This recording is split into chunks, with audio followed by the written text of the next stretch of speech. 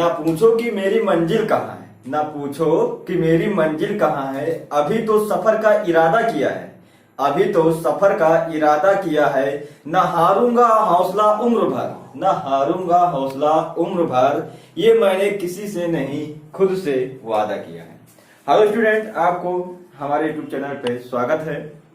जैसा देख रहे हैं कि रोज हमारी कंटिन्यू क्लासेस चल रही हैं जीएस की।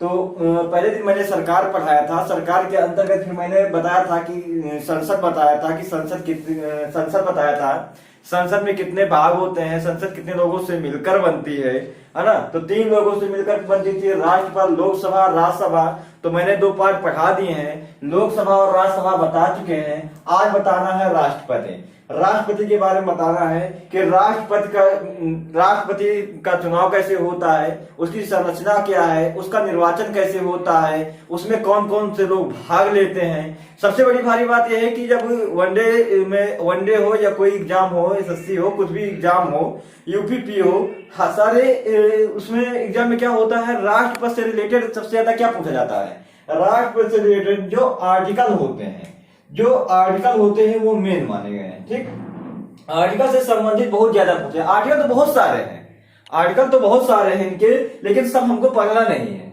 कितने पूछे जाते हैं सिर्फ उनको पढ़ना है। राष्ट्रपति के बारे में कितने आर्टिकल पूछे जाते हैं सिर्फ उनको पढ़ना है, ना कि हमें सारे आर्टिकल को पढ़ना है। तो जैसे देखेंगे राष्ट्रपति के बारे में मैंने लिखा है कि राष्ट्रपति, तो राष्ट्रपति के बारे में जो आर्टिकल है, जैसे अनुच्छेद 52 में कहा गया है कि राष्ट्रपति का पद, अगर पूछा जाए कि राष्ट्रपति के पद का वर्णन किस आर्टिकल में किया गया है, तो आर्टिकल 52 में किया गया है। किसमें किया गया है? 52 में किया गया है। फिर अनुच्छेद 53 में क्या कहा गया है? अनुच्छेद 53 में कहा गया है कि इसकी कार्य क्या है और इसकी शक्तियां क्या है। कार्य तथा शक्ति, इसकी शक्ति क्या है, इसकी शक्तियां क्या है, उसका कार्य क्या है। कितने अनुच्छेद में कहा गया है? आर्टिकल 53 में कहा गया है। अगला आर्टिकल है 54 में क्या कहा गया है? 54 में कहा गया है कि राष्ट्रपति का निर्वाचन कैसे होता है। राष्ट्रपति का निर्वाचन कैसे होता है। उसके बाद 55 अनुच्छेद 55 में कहा गया है कि राष्ट्रपति की निर्वाचन की रीत क्या है। इसकी निर्वाचन की रीत क्या है, निर्वाचन रीत क्या है। उसके बाद आर्टिकल 56 में कहा गया है कि इसकी पदावधि कितने वर्ष की होती है। पदावधि, राष्ट्रपति की पदावधि या राष्ट्रपति कितने वर्षों के लिए चुना जाता है। पहले तो देखेंगे राष्ट्रपति का पद किस आर्टिकल के अंतर्गत है, तो अनुच्छेद 52 के अंतर्गत है। इसकी कार्य करने की शक्ति किस आर्टिकल के अंतर्गत है, तो 53 के अंतर्गत है। इसका निर्वाचन किस अनुच्छेद के तहत होता है, तो अनुच्छेद 54 के तहत होता है। इसका जो है निर्वाचन रीत, मतलब रीत का मतलब क्या होता है, इसकी निर्वाचन रीत कैसे, प्रत्यक्ष रूप से चुना जाता है कि अप्रत्यक्ष रूप से चुना जाता है। इसके चुनाव में कौन कौन लोग भाग लेते हैं, कौन कहां से लोग आते हैं। ठीक है, हर चीज के बारे में निर्वाचन रीत में पूछा गया है। उसके बाद अनुच्छेद 56 में कहा गया है कि राष्ट्रपति की पदावधि कितनी वर्ष की होती है।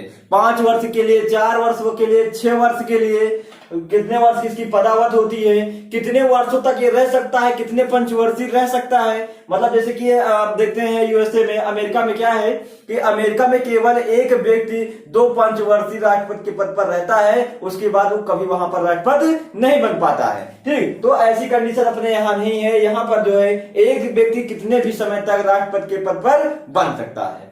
अगला देखेंगे अनुच्छेद 57 में कहा गया है पुनः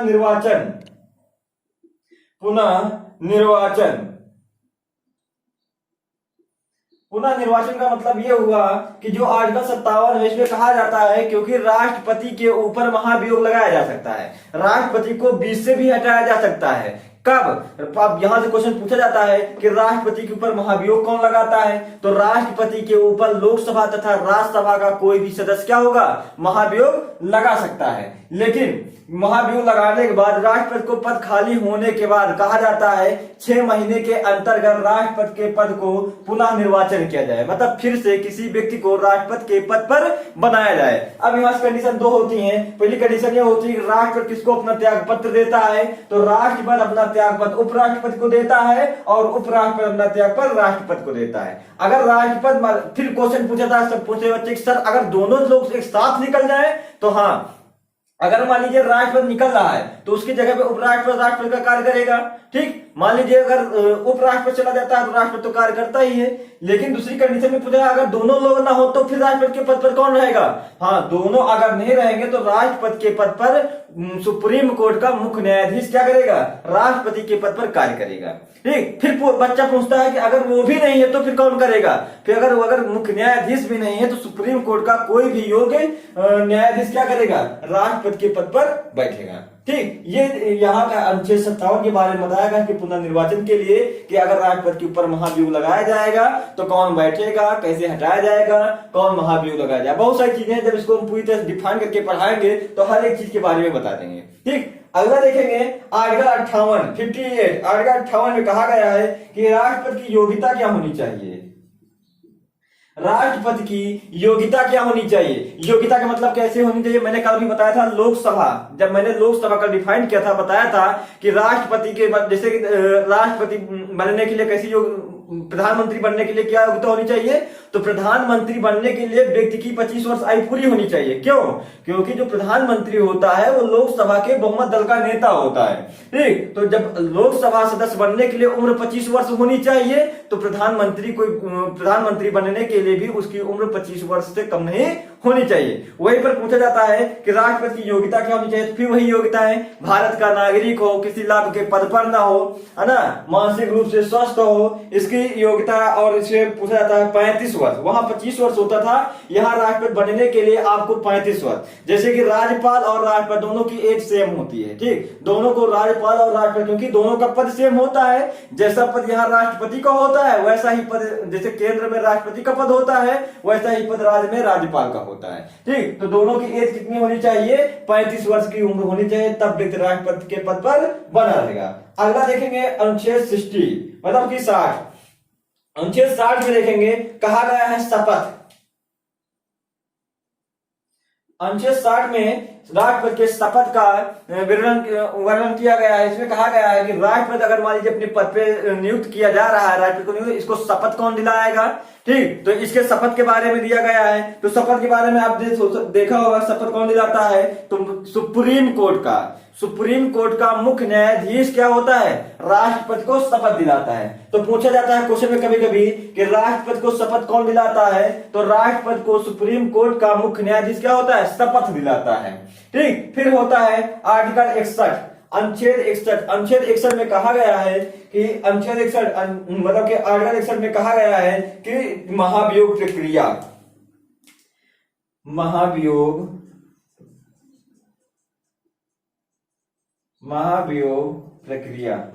ठीक, अनुच्छेद 61 में कहा गया है कि जो राष्ट्रपति होगा, राष्ट्रपति के ऊपर महाभियोग प्रक्रिया कौन लाएगा, कहां से लाएगा, कैसे हटाया जाएगा, तो हर चीज के बारे में आर्टिकल 61 के तहत, जैसा कि मैंने अभी बताया है कि महाभियोग प्रक्रिया में लोकसभा तथा राज्यसभा का कोई भी सदन क्या हो सकता है? राष्ट्रपति के ऊपर महाभियोग लगा सकता है। लेकिन इसके ऊपर महाभियोग तो लगाया जाएगा, लेकिन अगर जिस राष्ट्रपति के ऊपर महाभियोग लगाया जाएगा उस राष्ट्रपति को 14 दिन पहले ही उसको सूचित कर दिया जाएगा। 14 दिन पहले राष्ट्रपति को सूचित कर दिया जाएगा कि आपके ऊपर महाभियोग लगने जा रहा है। ठीक, 14 दिन के बाद क्या होगा? उसके ऊपर महाभियोग लगाया जाएगा। महाभियोग लगाने के बाद क्या होगा? राज्यसभा और लोकसभा दोनों पारित करेगी। अगर महाभियोग मतलब कि जो आपके ऊपर केस लगे हुए हैं अगर उसको लीगल माना जाता है तो आपको उस पद से त्यागपत्र देना ही पड़ेगा। जब राष्ट्रपति त्यागपत्र देगा तो त्यागपत्र देने के बाद 6 महीने के अंतर्गत दूसरा राष्ट्रपति को उस पद को राष्ट्रपति के रूप में दूसरी सीट भरी जाएगी। अब देखेंगे, अब एक चीज को देखते चलेंगे, जैसे कि कार्यपालिका आर्टिकल 52 राष्ट्रपति जैसे इसका पद है। देखेंगे जो राष्ट्रपति होता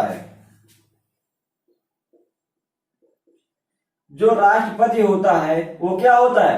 राष्ट्रपति क्या होता है? कार्यपालिका का प्रमुख होता है। क्वेश्चन पूछा जाता है कि कार्यपालिका का प्रमुख कौन होता है?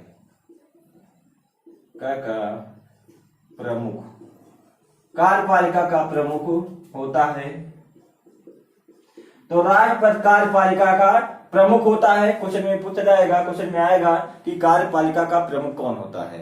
राष्ट्रपति, प्रधानमंत्री, सबके 4 ऑप्शन होंगे, तो आपको क्या लगाना है कि राष्ट्रपति क्या होगा, कार्यपालिका का प्रमुख होता है। दूसरा क्वेश्चन है, जो राष्ट्रपति होता है वो भारत का प्रथम नागरिक होता है। भारत का प्रथम नागरिक होता है। जैसे कि गांव का प्रथम नागरिक कौन होता है, ग्राम प्रधान होता है। राज्य का प्रथम नागरिक कौन होता है, तो सीएम होता है। उसी तरह पूरे भारत का प्रथम नागरिक कौन होता है, तो राष्ट्रपति होता है। ठीक है, तो राष्ट्रपति क्या होता है, भारत का प्रथम नागरिक होता है। उसके बाद देखेंगे, अगर पूछा जाए वास्तविक कार्यपालिका का प्रधान कौन होता है,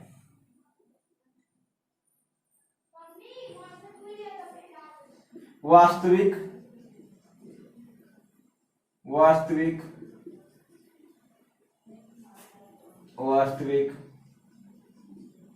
कार्यपालिका का प्रधान, वास्तविक कार्यपालिका का प्रधान कौन होता है, तो वास्तविक कार्यपालिका का प्रधान पीएम, प्रधानमंत्री होता है। इस चीज को नोट करना, यहां कंफ्यूज हो जाओगे। कार्यपालिका का प्रमुख कौन होता है, तो कार्यपालिका का प्रमुख राष्ट्रपति होता है। लेकिन अगर वहीं पर पूछा जाए कि वास्तविक कार्यपालिका का प्रधान कौन होता है, तो वास्तविक कार्यपालिका का प्रधान प्रधानमंत्री होता है। ठीक है, क्यों, क्योंकि यहाँ पर जो वास्तविक कार्यपालिका होती है, जो वास्तव में कार्य जो कराता है, कौन कराता है, प्रधानमंत्री। मैंने बताया था जो कार्यपालिका होता है, कार्यपालिका 2 लोगों से मिलकर बनती है, प्रधानमंत्री और मंत्रिपरिषद से। तो जो कार्य करने, क्योंकि जो कानून बनाना होता है वो संसद में बनता है। संसद में कहा बनता है, व्यवस्थापिका में बनता है। ठीक, व्यवस्थापिका में तो संसद, लोकसभा और राज्यसभा में मतलब जो कानून होता है बनाए जाते हैं। लेकिन इसको लागू कराने के लिए कौन होता है, तो कार्यपालिका इसको लागू कराता है। कार्यपालिका के अंतर्गत कौन कौन आता है, तो पीएम आती है, पीएम की मंत्रिपरिषद होते हैं। ठीक, तो इसीलिए कहा जाता है वास्तविक कार्यपालिका का प्रधान कौन होता है, तो वास्तविक कार्यपालिका का प्रधान प्रधानमंत्री होता है। फिर होता है निर्वाचन कैसे होता है, तो इसका निर्वाचन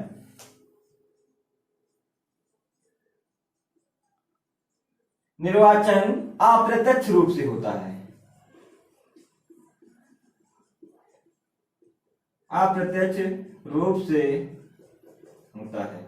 निर्वाचन कैसे होता है, तो निर्वाचन अप्रत्यक्ष रूप से होता है। ठीक, आप अब निर्वाचन मंडल के कौन, मतलब इसमें निर्वाचन में कौन कौन भाग हो लेते हैं। सब लोग पहले क्या है, इसको नोट न किए हो, नोट कर लीजिए। स्क्रीनशॉट लेना हो चाहते हैं ले लीजिए, क्योंकि बहुत इंपॉर्टेंट ऐसे ही क्वेश्चन टू कॉपी ऐसे ही वो क्वेश्चन पूछे जाते हैं। इसमें कोई बनाने वाला नहीं कि नहीं अदर कहीं से पूछा जाता है। जो वनडे लेवल यूपीपी यूपीएसआई जो भी क्वेश्चन होते हैं ये से बना के पूछे जाते हैं कि राष्ट्रपति कार्यपालिका का प्रमुख प्रधान कौन होता है, तो राष्ट्रपति होता है। भारत का प्रथम नागरिक कौन होता है, तो राष्ट्रपति होता है। वास्तविक कार्यपालिका का प्रधान कौन होता है, तो प्रधानमंत्री होता है। फिर उसके बाद राष्ट्रपति का निर्वाचन कैसे होता है, तो राष्ट्रपति का निर्वाचन अप्रत्यक्ष रूप से होता है। ठीक, अब देखेंगे कि इनके निर्वाचन में कौन कौन भाग लेता है। ठीक,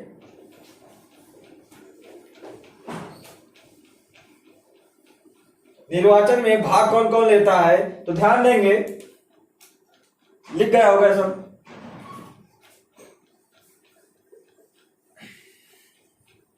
देखेंगे जो राष्ट्रपति हो, निर्वाचक मंडल, इनका निर्वाचक मंडल देखेंगे।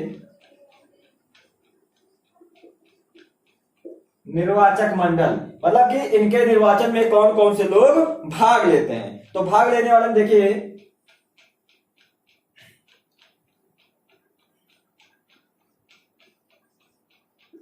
राष्ट्रपति का निर्वाचन जब होता है तो राष्ट्रपति के निर्वाचन में बहुत अच्छा डायग्राम बनाएंगे, आपको याद करने के लिए आसान होगा। तो लोकसभा, राज्यसभा, लोकसभा, राज्यसभा और सॉरी थोड़ा से इसको ऐसे लेगा, ठीक है, राज्यसभा,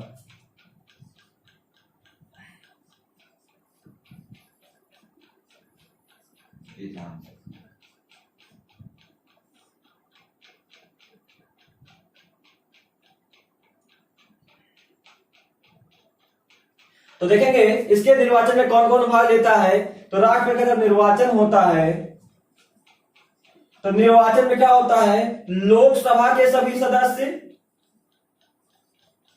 लोकसभा के सभी सदस्य प्लस राज्यसभा के सभी सदस्य, दो लोग ये भाग लेते हैं। और सभी राज्यों के विधानसभा के निर्वाचित सदस्य, सभी राज्यों के विधानसभा के निर्वाचित सदस्य भी इसमें भाग लेते हैं। और दिल्ली पुदुचेरी जो केंद्र शासित प्रदेश है, दिल्ली और पुदुचेरी, दिल्ली पुदुचेरी, क्योंकि दो ही केंद्र शासित प्रदेश ऐसे हैं जहां पर विधानसभा पाई जाती है। क्या पाई जाती है, विधानसभा पाई जाती है, दिल्ली और पुदुचेरी। यहाँ के भी सदस्य क्या होते हैं, राष्ट्रपति के निर्वाचन में भाग लेते हैं। डायग्राम इसलिए मैंने बनाया है क्योंकि जो लोकसभा के सदस्य और राज्यसभा के सदस्य तो राष्ट्रपति का निर्वाचन तीनों करते हैं, है ना, ये तीन निर्वाचन करते हैं। लेकिन जो राज्यसभा के सदस्य आते हैं और राज्यसभा के सदस्य कहां से आते हैं, विधानसभा से। राज्यसभा में जो सदस्य लिए जाते हैं वो विधानसभा से लिए जाते हैं। कहां से लिए जाते हैं, विधानसभा से राज्यसभा को जाते हैं। और राज्यसभा, विधानसभा और लोकसभा तीनों मिलाकर के क्या करते हैं, राष्ट्रपति का निर्वाचन करते हैं। राष्ट्रपति के निर्वाचन में जो क्वेश्चन हमेशा ही पूछा जाता है कि कितने लोग भाग लेते हैं। अब यहाँ पर राष्ट्रपति का निर्वाचन तो 3 लोग कर लेते हैं, करते हैं 3 लोग, लेकिन कहा जाता है इसको भंग कौन करता है, इनके ऊपर महाभियोग प्रक्रिया कौन करता है, जो भी मैंने बताया तुमको इसके पहले। तो इसके पहले मतलब कि इनको बनाने के लिए 3 लोग आ जाते हैं, इनको बनाने की सीट पर बैठाने के लिए 3 लोग आते हैं। लेकिन इनके महाभियोग प्रक्रिया में विधानसभा भाग नहीं लेती है, विधानसभा भाग नहीं लेती है। केवल लोकसभा और राज्यसभा के सदस्य ही इनके ऊपर महाभियोग प्रक्रिया लगाई जाती है। इसीलिए कहा जाता है बनाने के लिए 3 लोग आते हैं और बिगाड़ने के लिए 2 लोग आते हैं। तो बनाने के लिए विधानसभा, राज्यसभा, लोकसभा 3 लोग आते हैं और महाभियोग प्रक्रिया में केवल लोकसभा और राज्यसभा 2 ही लोग आते हैं। ठीक है, इनका आज आपने देख लिया निर्वाचन कैसे होता है, महाभियोग, इनके आर्टिकल जो थे मैंने सारी चीज बता दिए हैं। अब अगली वीडियो में मैं जो तुमको बताऊंगा इनकी पदावधि क्या होती है, इनकी योग्यता क्या होती है, इनका शपथ क्या होता है, इन पर महाभियोग कौन लगाता है, ठीक है, कुल कितने विधायकों पर एक संसद बनता है, हर चीज के बारे में मैं दूसरे वीडियो में जिक्र करूंगा इसके बारे में। ठीक है, तो आप लोग हमारे यूट्यूब चैनल के साथ बने रहिए, हमारे यूट्यूब चैनल को सब्सक्राइब कीजिए, लाइक कीजिए, शेयर कीजिए। ठीक है, और हमारी बेल आइकन को जो बेल घंटी है उसको जरूर बजा देंगे ताकि आपको जो क्लासें हैं नोटिफिकेशन आपको सबसे पहले मिले और आप क्लास को पढ़ सकें, देख सकें। ठीक है स्टूडेंट, अब अगली वीडियो हम कल आपको मिल जाएगी राष्ट्रपति से संबंधित।